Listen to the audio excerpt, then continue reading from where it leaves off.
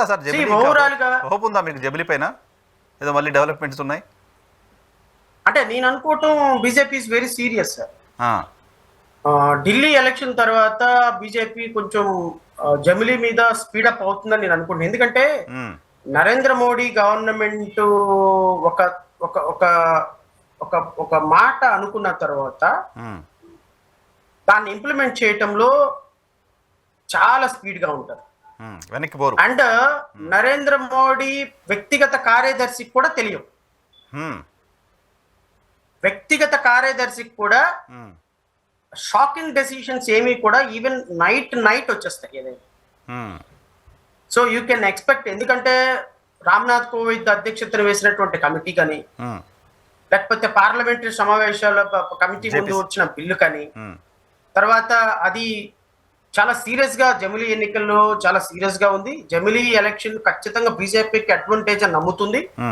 BJP ఖచ్చితంగా ఇప్పుడున్నటువంటి 19-20 రాష్ట్రాల అధికారాన్ని నిలబెట్టుకోవాలి. ఇంకా అవసరమైతే ఇంకో 4-5 రాష్ట్రాలు, ఆంధ్రప్రదేశ్ లాంటి రాష్ట్రంలో తెలుగుదేశం పార్టీని చంపేసి మళ్ళీ ఇక్కడ కూడా భారతీయ జనతా పార్టీ తెలంగాణలో ఆంధ్రాలో రావాలి అనే, కర్ణాటకలో రావాలి అనేది చాలా సీరియస్ గా థాట్ ప్రొవోకింగ్ డెసిషన్ ఉంది.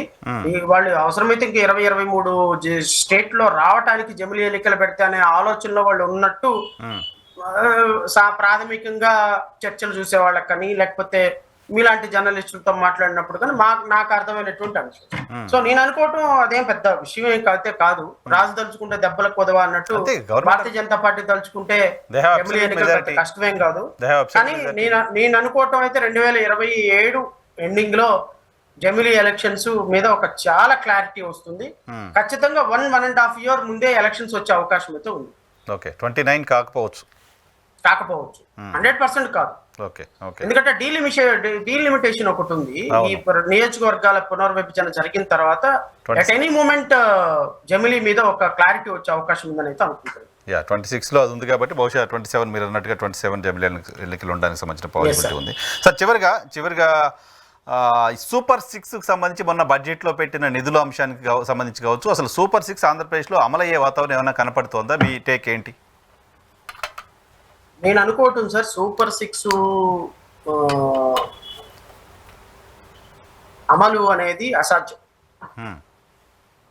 కానీ తెలుగుదేశం పార్టీ ఒక ప్రాథమికమైనటువంటి అవగాహనకు వచ్చింది ఏంటి అంటే, ప్రజలకి ఎన్ని డబ్బులు ఇచ్చినా, ప్రజలకు ఎంత సంక్షేమం చేసినా, ప్రజలకు ఎన్ని సంక్షేమ కార్యక్రమాలు ఇచ్చినా ఖచ్చితంగా ప్రజలు 5 సంవత్సరాలు అయ్యేటప్పటికి అప్పుడున్నటువంటి ఎమోషనల్ సిచ్యువేషన్ కి అనుగుణంగా ఓట్లేస్తారు తప్ప అభివృద్ధిని చూసి, ప్రగతిని చూసి, సంక్షేమ పథకాలను చూసి ఓటు వేయరు అనేటువంటి ప్రాథమికమైన నిర్ధారణకు వాళ్ళు వచ్చారు.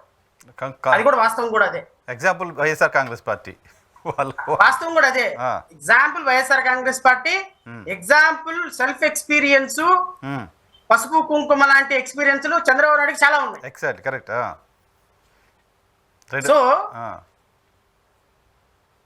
ఏమో లాస్ట్ మినిట్ లో ఒక్కొక్క సిచ్యువేషన్ లో డామినేట్ చేస్తుంది. ఇప్పుడు అప్పటి వరకు అటు ఇటుగా ఉన్నటువంటి ప్రభుత్వం చంద్రబాబు నాయుడు అరెస్ట్ చేయగానే డమాల్మని తిరిగిపోయింది. నీకు ఇక జగన్మోహన్ రెడ్డి ఇచ్చిన 30 లక్షల ఇళ్ళు లేవు, జగన్మోహన్ రెడ్డి ఖర్చు పెట్టిన 3 లక్షల కోట్ల డీబీటీ లేదు, లేకపోతే జగన్మోహన్ రెడ్డి ఇచ్చినటువంటి 50 లక్షల ఇళ్ల స్థలాలు లేవు, ఏమీ లేవు. కంప్లీట్ గా తెలుగుదేశం పార్టీ చంద్రబాబు నాయుడు అరెస్ట్ చేయడం తోటి రాజకీయాలు టర్న్ అయిపోయింది. ఒక ఇన్సిడెంట్ టర్న్ చేసింది.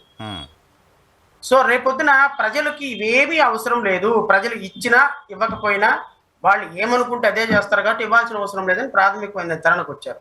మీలాంటి వాళ్ళు మాలాంటి వాళ్ళు బాగా తట్టుకోలేక ఇదిగో ఏదో 10 లక్షల మందికి ఇవ్వాల్సిన నిరుద్యోగ వృత్తి ఒక 10,000 మందికి ఇస్తాం, తూతు మంత్రంగా దాన్ని ఇంప్లిమెంట్ చేస్తారు. వాళ్ళు మేనిఫెస్టో అమలు విషయంలో చాలా సీరియస్ గా లేరు.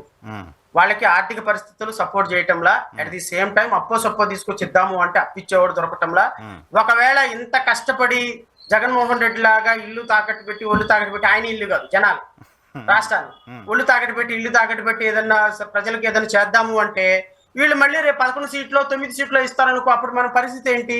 సో కాబట్టి ఏమి అవసరంలే, వాళ్ళ మానాన్ని కాళ్ళని పడేద్దాం, వాళ్ళ చౌకాళ్ళని వదిలేద్దాం, ఉన్నంత వరకు దోచుకుందాం, మన కమ్యూనిటీ వాళ్ళకి పెట్టుకుందాం. ఈ వ్యవస్థలో ప్రజలకి సంబంధించి మంచి చేయటం కంటే అసలు మంచి చేస్తామనే ఇంప్రెషన్ లో వాళ్ళని పెట్టి ఓట్లు తెచ్చుకోవటం మంచిదనే అభిప్రాయానికి వచ్చారు. కాబట్టి సూపర్ 6 అమలు జరుగుతుందని నేనైతే అనుకుంటాను. రైట్ సార్, చూద్దాం. చాలా చాలా హోప్స్ అయితే ప్రజలకి ఇంకా ఉన్నాయి, అమలు చేస్తారేమని. బహుశా అమ్మఒడి, రైతు భరోసాకు సంబంధించి మొన్న బడ్జెట్లో ఈ నెక్స్ట్ ఇయర్ నుంచి అమలు చేస్తామని చంద్రబాబు నాయుడు గారు చెప్పారు. కాబట్టి చూడాలి ఏం జరుగుతుందో. థ్యాంక్ యూ శ్రవణ్ గారు, మా కోసం సమయం కేటాయించారు. Thank you very much. ఇది శ్రవణ్ గారితో స్పెషల్ రియాలిటీ చెక్ రిపోర్ట్ షోలో మళ్ళీ కలుద్దాం. చూస్తూనే ఉండండి.